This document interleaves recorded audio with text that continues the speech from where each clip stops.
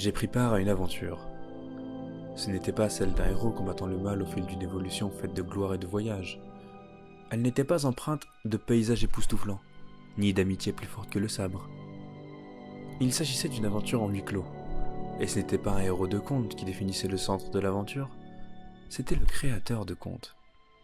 C'était l'aventure d'un auteur, l'aventure d'une plume. Mais une aventure ne saurait en être une sans noirceur. Et c'est ainsi que je plongeais dans l'esprit d'un auteur nommé Paul Sheldon. Un auteur à succès, mais un auteur torturé, et ce au sens propre. C'est ainsi également que je me retrouvais face à la terreur. Une terreur ayant pris les traits du commun, et qui m'apparut ainsi sous le nom d'Annie Wilkes. Mais plus que tout, c'est ainsi que je me retrouvais piégé par la plume du maître de l'horreur. Un certain Stephen King.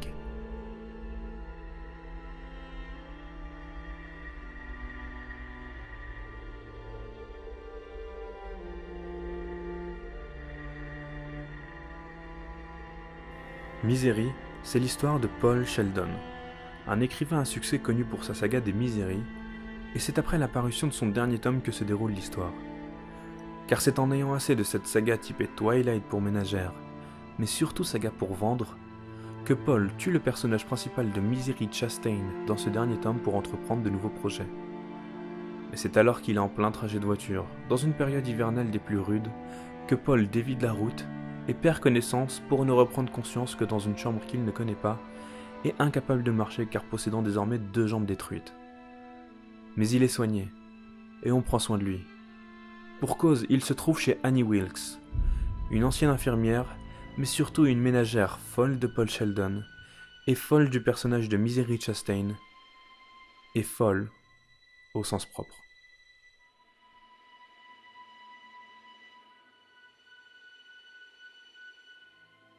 Mais que serait une histoire sans élément déclencheur ? Dans Misery de Stephen King, c'est lorsqu'Annie Wilkes entreprend la lecture du dernier tome de Misery, dans lequel l'héroïne qu'elle aime tant décède.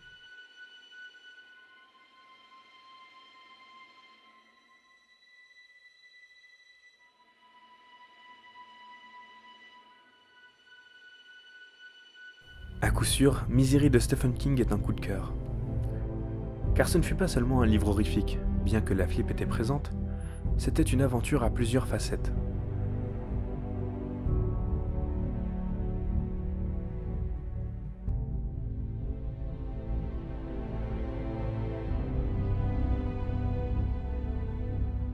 Tout comme un minerai précieux dont la beauté et la profondeur s'affirment par différentes couches plus belles les unes que les autres, Stephen King m'offrit par le biais de Misery un bien précieux, d'apparence certes terrifiante et porteuse de frissons, mais qui en réalité recèle plusieurs aspects porteurs de beauté et de réflexion.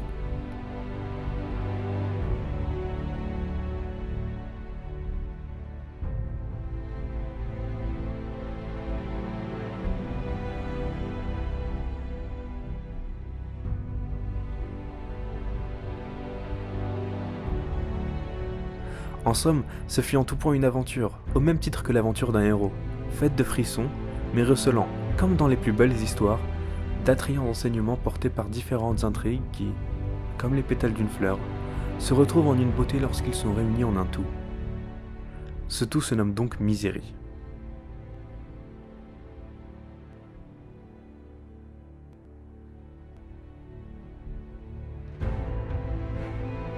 Une aventure à plusieurs facettes, certes c'était le cas. Mais ce fut tout d'abord une aventure d'écriture.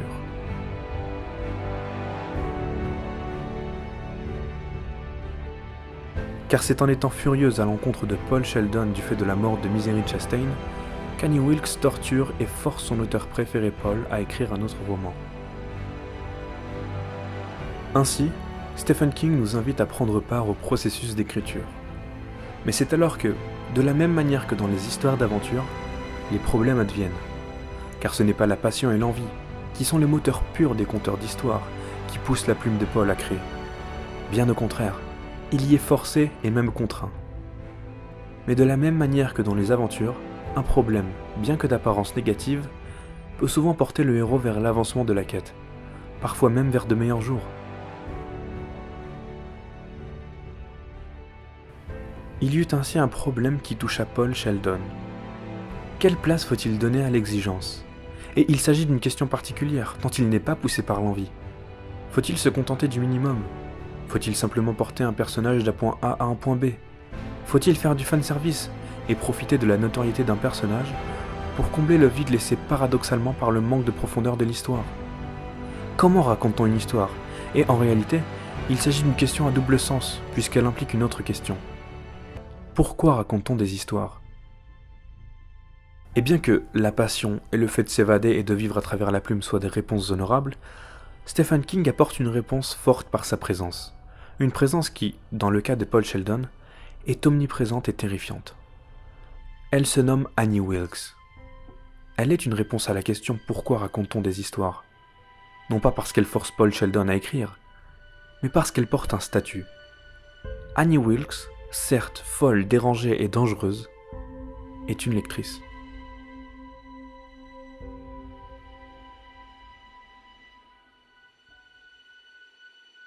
C'est donc à travers un livre, traitant de l'écriture d'une histoire, par un auteur séquestré par une lectrice, que Stephen King nous transmet le rapport puissant, source des histoires.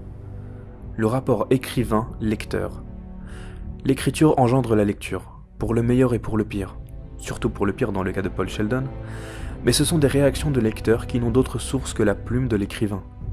On comprend ainsi l'importance du travail de l'écrivain, car obnubilé par Misery Chastain, comme si cette dernière faisait partie de sa vie, Annie Wilkes apparaît comme le résultat de l'auteur. Car bien qu'Annie soit un cas extrême ayant rendu la frontière avec le réel quasi inexistante, les écrivains ont d'ores et déjà ce rôle, celui de brouiller, l'espace de quelques pages, la réalité afin d'emporter le lecteur hors de son monde. Paul Sheldon devient ainsi la source du courroux qui lui est infligé, bien qu'Annie disposait déjà de grandes prédispositions pour la torture.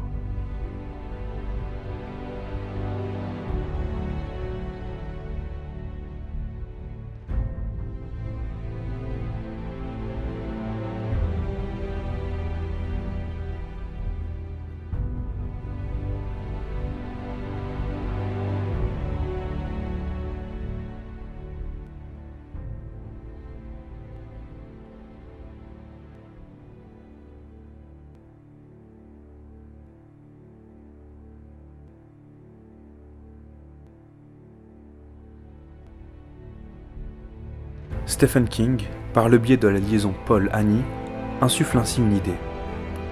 Quelle responsabilité pour l'écrivain face aux vies qu'il bouleverse. Annie tient à Misery Chastain, comme un être qui lui est cher.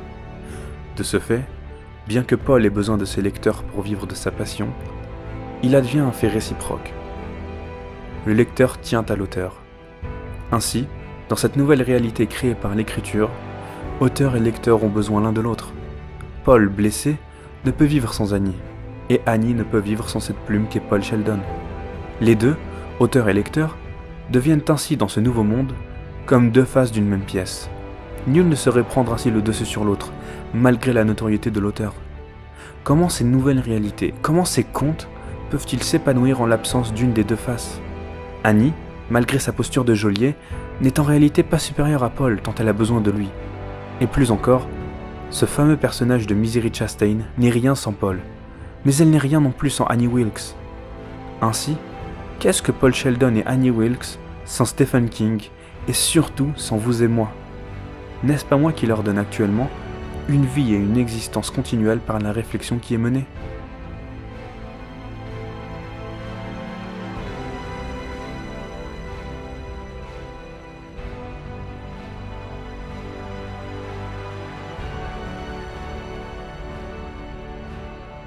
Je pense qu'on peut donc bien parler d'une nouvelle réalité, basée sur la relation des deux faces de la pièce.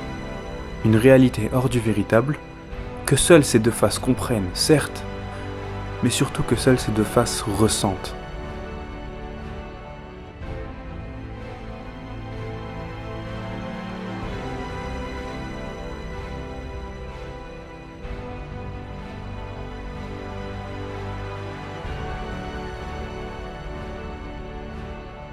Et voilà la réponse. La clé de voûte de nos chères histoires. Les sentiments. Car bien que les réalités soient créées par la plume et la lecture, il n'empêche que toute personne décidant d'y prendre part se doit d'y entrer. Or, ce n'est pas la raison qui nous permet d'entrer dans une histoire, car accompagnée de l'entendement, la raison ne saurait rimer avec l'imaginaire et les contes. C'est donc bien l'imagination, engendrée par les sentiments, qui permet d'entrer dans la réalité d'un livre ou d'une histoire. Ainsi, Misery de Stephen King, plus qu'une aventure d'écriture, était simplement, mais glorieusement, une aventure faite de sentiments. Je ressentais ainsi la peur face à la présence d'Annie Wilkes, du malaise face à ses paroles et son comportement, de la pitié à l'égard de Paul et de la tension face à l'avancement de l'histoire. C'était une histoire bien écrite, par un auteur ayant engendré des sentiments au sein du lecteur que je suis. Sentiments m'ayant ainsi permis d'entrer dans la réalité de Paul Sheldon et d'Annie Wilkes. Ainsi se tient la preuve que les sentiments, plus qu'un phénomène, sont un pont nous conduisant vers de merveilleuses aventures, vers d'autres expériences et vers d'autres vies. En fait, je ne m'attendais pas à trouver une histoire aussi représentative des magnifiques mondes créés par les auteurs et leurs lecteurs.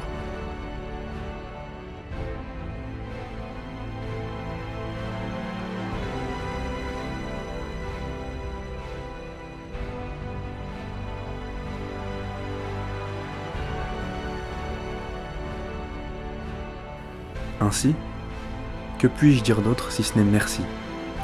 Merci Stephen King, grand maître de l'horreur et légende vivante, pour nous dévoiler, par le biais d'une magistrale mise en abîme, la magie des mots. Même si on peut se rendre compte qu'après avoir bien flippé sa race à cause d'une tarée nommée Annie Wilkes. Mais en effet, je crois que la beauté des livres, bien que puisant dans les belles théories et les réflexions qu'ils engendrent, réside surtout dans la simple puissance des sentiments et sensations qu'ils peuvent offrir et procurer. Des mots simples comme amour, peur, aventure, amitié ou même tension.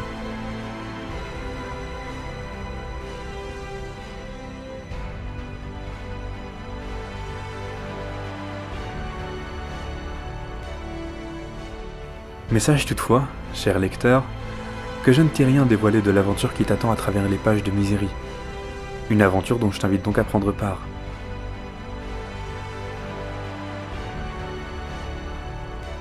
Mais du coup, quelle conclusion à tout cela ?